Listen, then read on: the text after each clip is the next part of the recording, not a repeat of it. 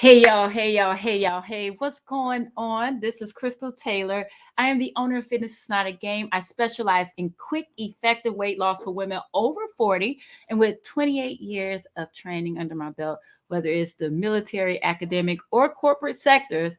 I offer tailored fitness solutions for individuals and businesses. And today we're going to talk about something that we got to have a real conversation about. And we're going to talk about how we can't let our past ruin our future, especially when it comes to our health and fitness. So if you're in here with me now, say hey, let me know that you're here. If you're watching on replay, do me a favor and type replay in the comments. And of course, let's drink up. And we're gonna get into it. We about to have a real conversation, y'all, because I don't think that I think a lot of people overlook the weight and the the control, and I'm struggling to find the words, but how much our past relegates what's happening right now, in our present and in our future. And we recognize that with a lot of stuff, like hear the conversation about daddy issues, mommy issues, but we don't talk about how it really, really impacts our health and our fitness, right? I want you to think about what your relationship has been with food. A lot of people like relationship with food, but yeah, we think about it. When you were a kid, how were you told to eat? How did you want to eat? What happens when you ate how you wanted to eat? Think about those things. Like, let me know if there's anybody here who will admit to hiding food as a kid. How many people got bullied for being overweight or fat? Right? How many of you felt like because of that, you had to hide, or maybe you didn't eat as much as you wanted, or maybe in your household there was a lot of conversation about size, whether it was a parent to you or a parent about themselves, right? So a lot of things that we view now come from our past, even with how we eat. Y'all, can we have a conversation? Let's have a conversation about soul food. Hmm. I love me some soul food. And what you ain't finna do is get me talk trash about no soul food. That ain't finna happen. And even the conversation with, oh, we shouldn't eat soul food now because that was us being fed the scraps and blah, blah, blah. Look here. If you ain't been to Africa yet, first of all, go. But second of all, it is in our culture, it is in our nature not to waste anything. We gonna eat everything from filet mignon down to them gizzards. We gonna eat it, right? If it's there, we gonna eat it. So I'm not tripping off soul food like that. My concern is that unfortunately in our and tell me if you grew up differently. Please tell me if you grew up differently, because I would love to have a conversation about that. I don't think there's enough conversation about how some of the things that we would eat for Sundays, how they impact our health. And sometimes those soul food Sundays ain't just on Sundays. Yeah, on Sunday you might go all out and have greens, macaroni, sweet potatoes, all that good stuff. But we still eating fried pork chop, fried chicken wings, and all the other stuff throughout the week growing up. Yes or yes? Let me know. Right? So we're eating those things growing up. There's not a lot of conversation about how those foods impact our health. So that's just what we get used to eating. And then, Lord, we ain't gonna talk about how we were told. Let me know if anybody else was told that they couldn't waste no food. Have anybody else sat at the table for hours until they finished their food? And you begging your siblings to take a bite here and there when they walk by so you can get up later. Let me know if that's you. But all of those things, we keep those things here and in here. So now, even as adults, even though we paid for that food, we still like, I gotta eat all of it because I can't waste that food, right? It happens. And then what happens? We eat all of that food, even though we're full, because in our heads we were told we can't waste no food. So now, not only yes, we know from that we're gaining weight. We know we're gaining weight because we're eating extra. But what's more detrimental and more damaging is the thought process that goes with it. That inability to practice, let me take back, maybe not inability, that lack of desire to practice willpower and self control. Let me know if that makes sense. Let me know if anybody feels like they've struggled with that.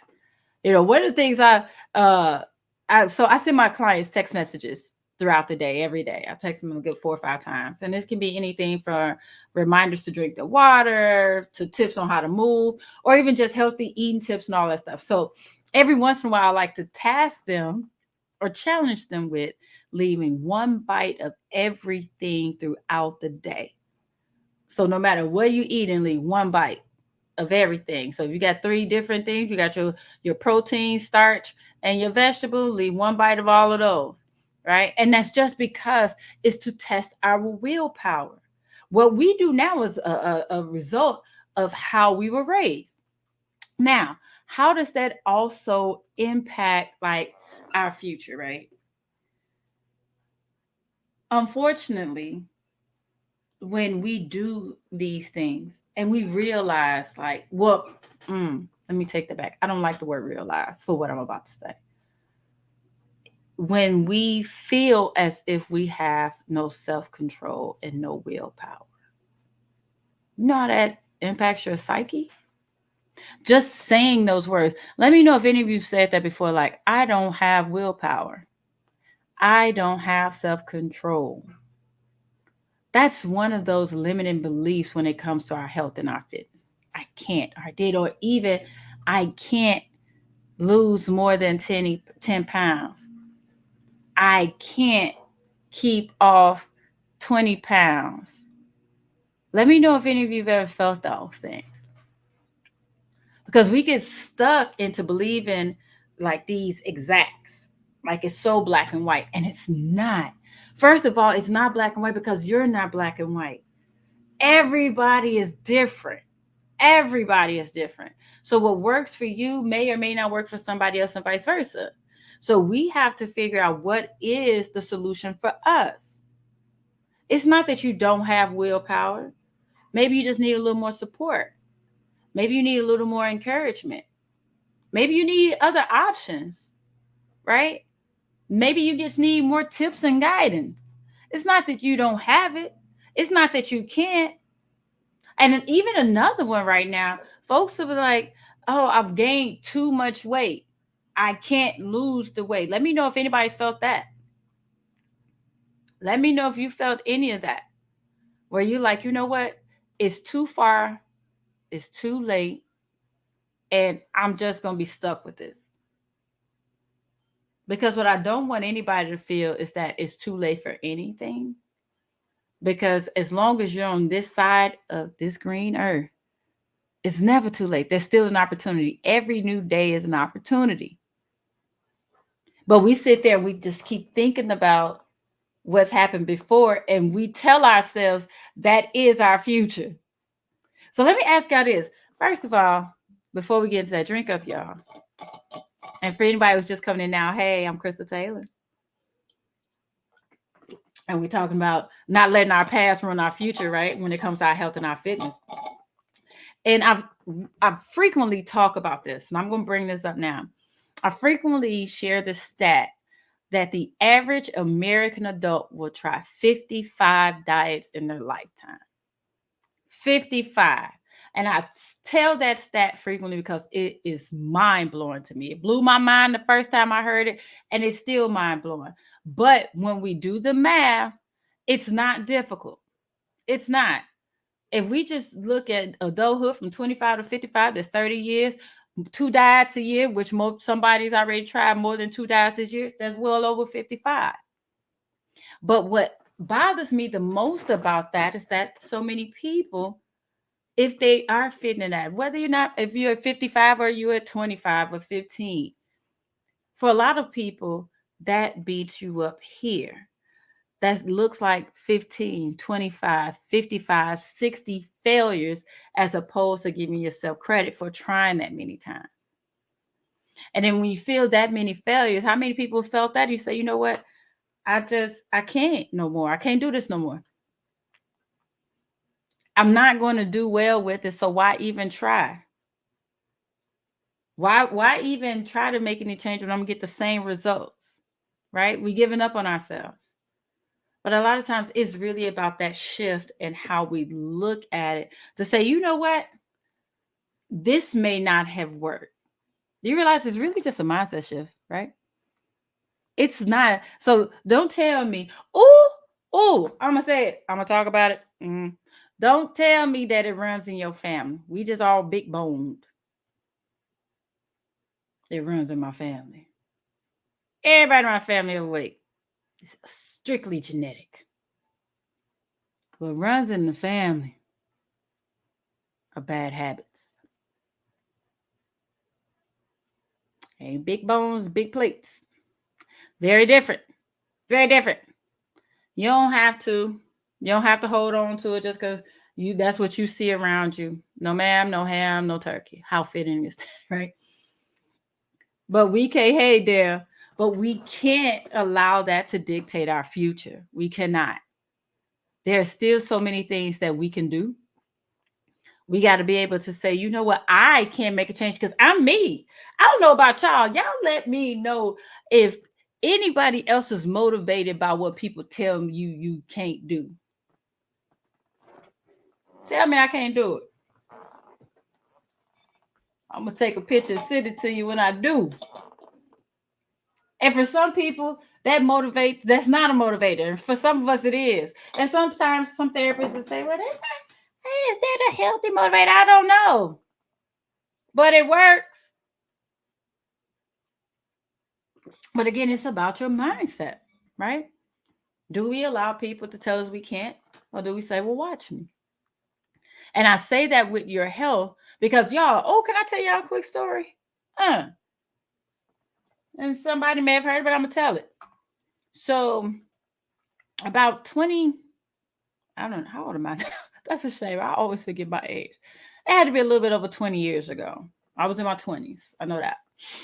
I went to the doctor because it was recommended that I go to the doctor because I was at a public event, and you know how you could be at a fair or conference or whatever, and they have nursing schools and the students are there and they're practicing taking your blood pressure, your blood sugar, and they ask like, would you mind if do you want to have your blood sugar checked, so our students can practice? I'm like, sure. So it's in the morning. I had just eaten breakfast. I was drinking iced coffee, and they checked my blood sugar, and I feel like the number 64 keeps ringing in my head. It was something really low, to the point where the student was nervous, called the real nurse over there, with the registered nurse over there. They checked it again, and it was still low. So the nurse is like, hey, you might need to go talk to your doctor because we're concerned that your blood sugar is this low, especially while you're eating, da da da da. Fast forward, go to the doctor. I tell my doctor what happened.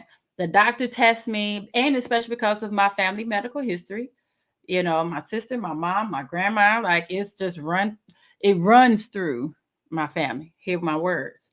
And so they test me, comes back, everything's fine. The doctor tells me your numbers look good, they look normal, but you are more than likely going to have diabetes within 10 years. Lies you tell, man. Don't tell me what I'm going to do. It was at that point I was like, you can't tell me how my health is going to go. Now, diabetes is something that scares me because if it's going to come, it's going to come. And it's possible. It's possible. Don't tell me it's more than likely. It's possible it's going to happen. It's 20 years later and I ain't got it. But you know why? Because I'm running from it. How do I run from it? Exercise and drinking water, being, watching what I do. Just because you think something runs in your family don't mean you got to lay down and let it come catch you. If it runs in your family, let it run and catch you then. Delay it. Let's see how much you run in the family. But we sit there and say, oh, because of this, I can't. That's a cop-out. Can I say it? I'm just going to say it. That's a cop-out. That's a cop-out. You got to start asking yourself, what do you want for you? What are your goals? How long do you want to be here for your kids, your grandkids? your great grands, your friends, your parents, all of that stuff. We can't sit there and say, "Well, is too late. I'm stuck." Lies you tell. You on this other side of this earth. You are not in the dirt or in the oven, wherever you want to go.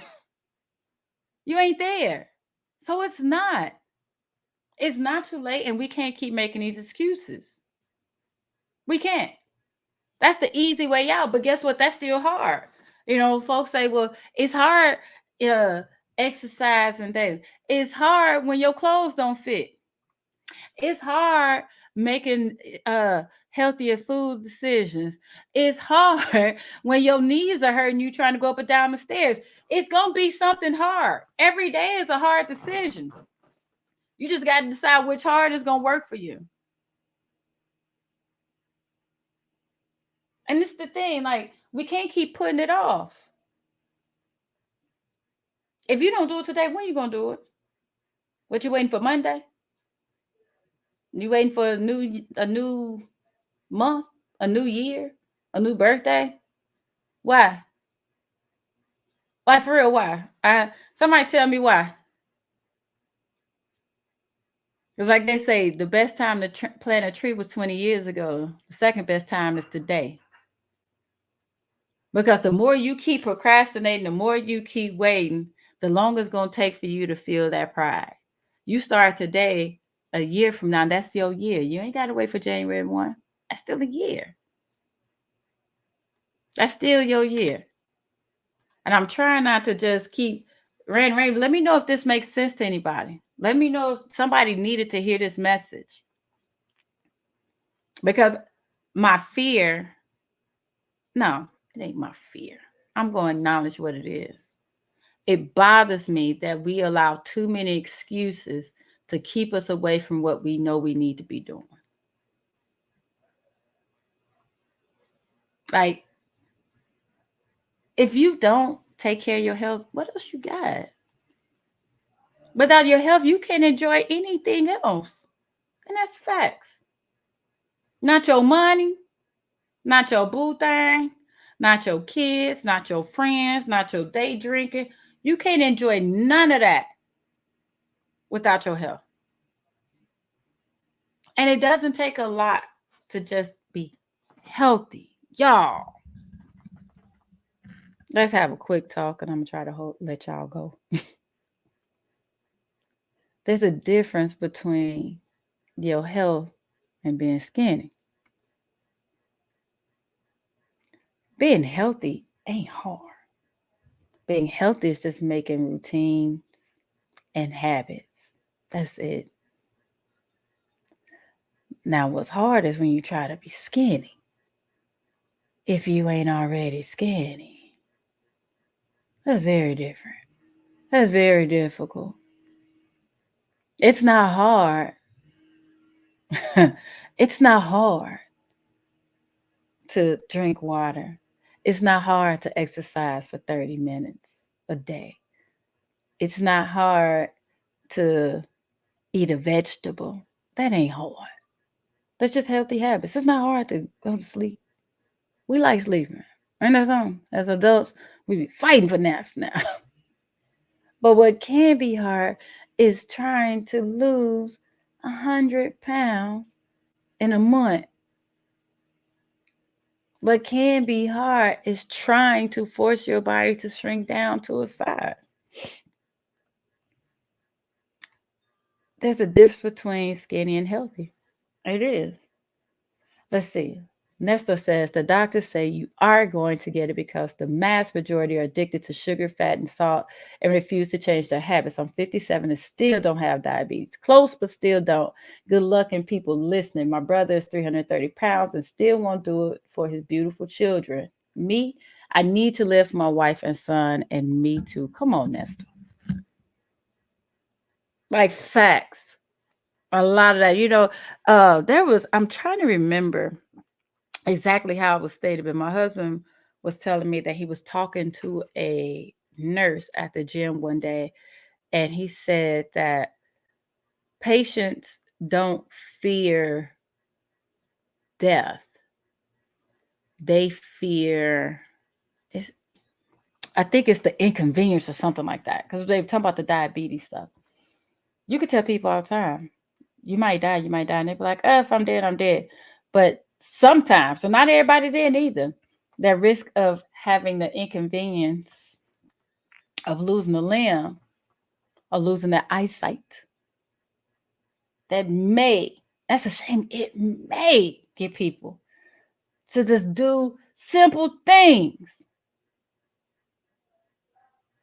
There's so many alternatives and swaps to some of the things we love that are still good but are better for our goals. I just actually had that training for my clients Wednesday night. I do an expert training with them every month, and this month's conversation was about making healthier swaps.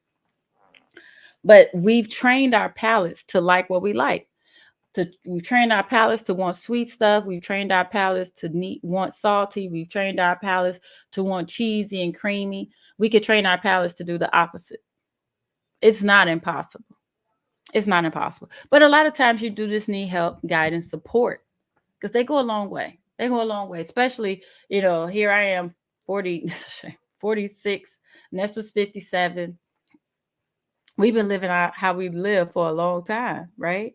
So it can be difficult to make those changes, but it's not impossible. It's not impossible. So I'm not going to hold y'all too long, but I just want to come on and have this quick conversation to hopefully open somebody's eyes up, tell you, sis, bro, just because that's what has happened before, just because that's been the trend, just because that's been your past, just because that's been your history, it's all of those things, the past and history.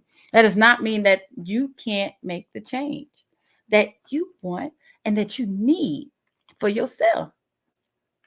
And hopefully you see it in the description, but tomorrow, October 7th, from 11 a.m. to 3 p.m. Central, I am hosting the It's Not Too Late Health Reset Summit. Absolutely free, but we're talking about these things. In the summit, we are going to break down health and fitness into the three main pillars. We're going to talk about movement, mindset, and mindful eating. Too often, all we do is focus on exercising and eating, but the mindset, how we look at things, how we look at movement and mindful eating go a long way. So we're going to talk about all of those things and hopefully help you all get that reset, because too many people like, I was doing good and I fell off. Let me know if that's you. I was killing and I fell off. I don't know what happened. So I'm hopefully giving you, my goal is to give y'all that reset that you need to get you back on track, to see that it's not that difficult. Oh yeah, Nesta. A lot of people eat because they're bored. They sit at home and never go out. They don't have a life. Tell them to get out and move. Look, Nesta. So what's funny is one of my clients says that frequently. She says, sometimes late at night when I'm about to eat, I hear you, or snack, I hear you in my head saying, girl, you ain't hungry. You just bored. Go to bed. And that's facts. Too many people do mindlessly just eat because they're bored and they just want to do something. They really do. So we're going to talk about that tomorrow too. That's part of mindful eating, the mindful eating component of the Health Reset Summit that is happening tomorrow, October the 7th, from 11 a.m. to 3 p.m. Central. So make sure that you register, but then you also share out with your folks who need this information.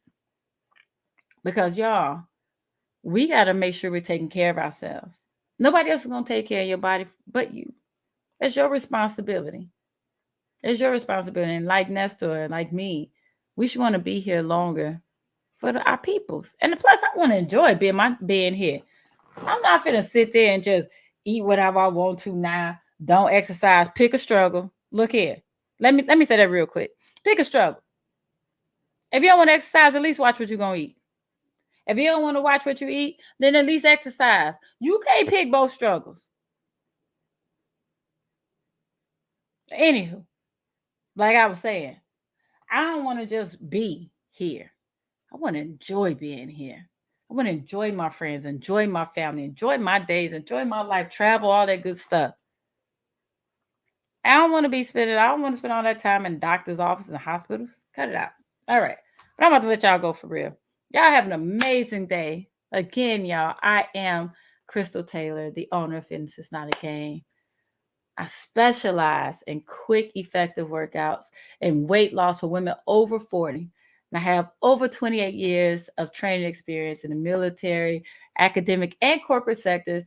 And I offer those tailored fitness solutions for regular folks, my individuals, and corporations as well. So I'm gonna let y'all go. Actually, about to go get set up, get ready. I'm in summit mode. I can't wait for tomorrow. Y'all, this summer's gonna be so good. 4 hours of digging deep. Oh, oh, it's gonna be something. So y'all be good or be good at it, as my mama said. And hopefully I'll see y'all tomorrow. Bye, y'all.